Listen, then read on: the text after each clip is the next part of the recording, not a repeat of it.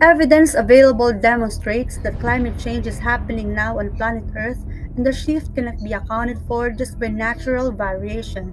The most recent scientific analysis have confirmed that the observed rise in greenhouse gas concentrations from human activities such as the burning of fossil fuels and changes in land use is what's most likely to be responsible for the warming of the climate system since the middle of the 20th century.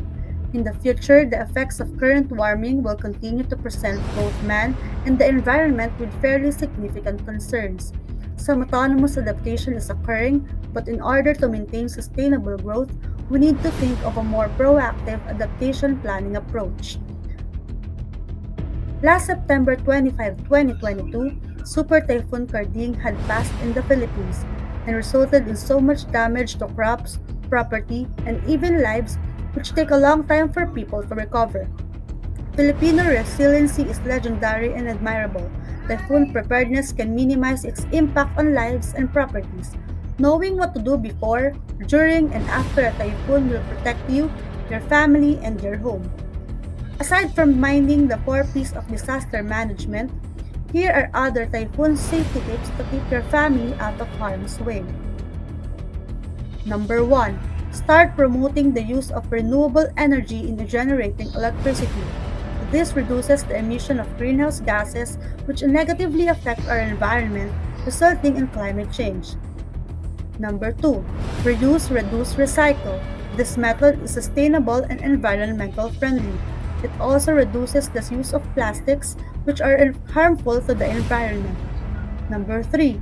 Plant trees and stop illegal mining. Illegal mining is known to destroy mountains and trees. As such, rainwater will not be properly absorbed in the mountains, which will go down and cause floods. Number 4. Make the street friendly to people walking and using the bicycle. This reduces the effect of air pollution not only to the environment but also to people's health.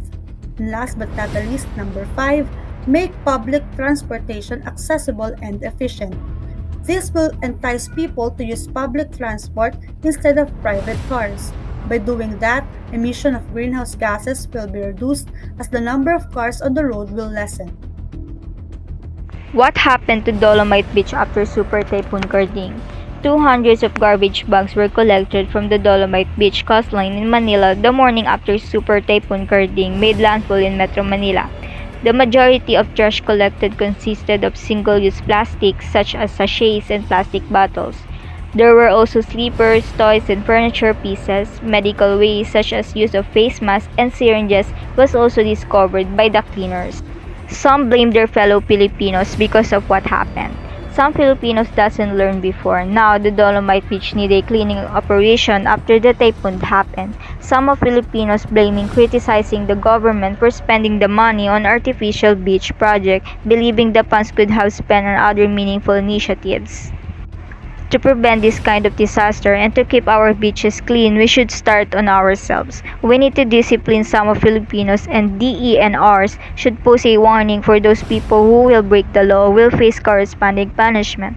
Fellow Filipinos should know how to segregate and dispose waste properly. If ever we can bring our own bottles, straws, and utensils when planning to go to artificial beach.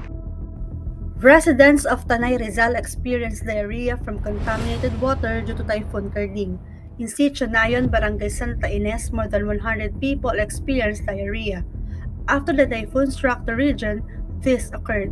People occasionally urinate everywhere because of the surroundings. The potential cause of drinking water contamination is rainfall. Two persons have already passed away, according to information from the Municipal Health Office. Under the Operation Bayanihan project, residents were given bananas, rice, eggs, toasted bread, and water, which are recommended for those recovering from diarrhea. They also received hygiene kits, vitamins, water purification tablets, and a session on how to properly wash their hands. Conduct a health education so the diarrhea won't be gone if they don't help themselves. Boil water for the meantime, and establish a hydration and treatment clinic in their barangay. Karding's agriculture damage hits 3.2 billion pesos. The Super Typhoon Karding's damage to the crucial agriculture sector had increased to 3.12 billion pesos. Some practices that farms presently perform before a typhoon also include harvesting fruits that are nearly ready, providing support to trees, particularly those with heavy fruits, and staking young trees and vegetable crops like eggplants, okra, and tomatoes. Strengthen structures like greenhouse and shade house by providing support using ropes or steel cables anchored to the ground. If applicable, prune trees so that the wind could pass through more easily.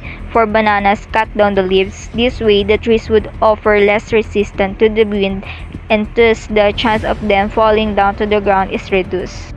Ensure my crops with the Philippine Crops Insurance Corporation (PCIC) before the onset of the next typhoon season.